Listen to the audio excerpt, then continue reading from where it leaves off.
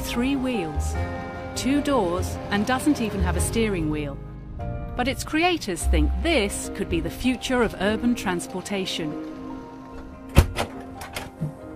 Okay, so this is the AirPod, and I've just run it for a while, and as you've seen, it's very agile, and you can see there's no driving wheel, just a joystick, and it's very comfortable because you are like in a seat, just driving in the city with this wonderful view around you because you are seeing everywhere, and it's a real new way to drive into the city. The main advantage, of course, is that it's no polluting cars. You're running for free emission, without emissions, and then after it's also the cost, because it's very cheap to use and cheap to buy.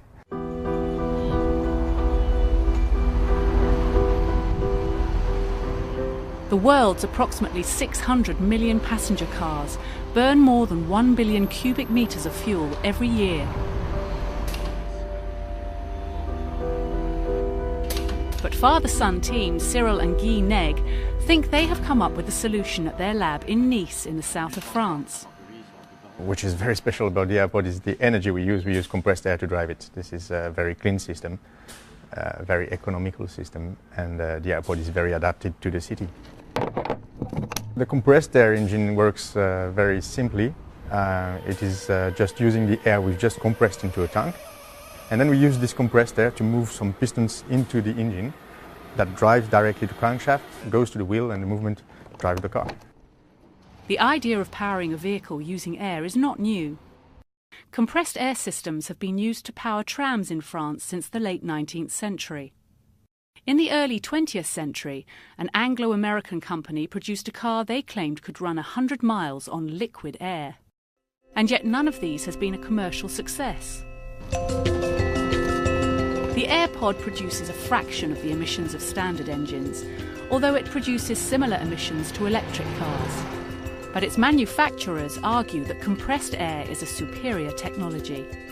It has some emissions if you compress it using electricity, of course, because using electricity you will have some emissions at the point where you produce the electricity. But mainly this kind of system is typically adapted to use renewable energy to compress the air. If you use a wind turbine to compress the air, then the emission will be quite zero. There is air everywhere. We know that today to drive a car into the city we don't need a lot of power, and this is why we're using compressed air. And behind all this there is a very simple technology, so it can be very durable, efficient, and ecological.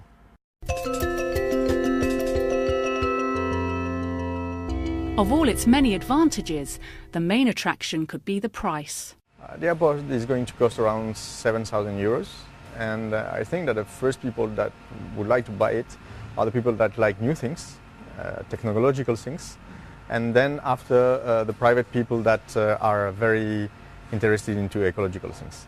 And step by step, as soon as the car will be on the road and people will know that we just need 50 cents to drive 100 kilometers, then the other people would like it, even if they don't care about ecology. The fastest AirPod will be 80 kilometers per hour, and range between 150 and 200 kilometers. The AirPod has already caught the attention of India's car manufacturing giant Tata. On this day, a potential suitor from Brazil is visiting to assess the AirPod for the South American market. We sell a lot of options in 17 countries to build the car. We have a lot of negotiations with Chinese in the United States, in South Africa, in French, Italian. Because the world needs a clean car.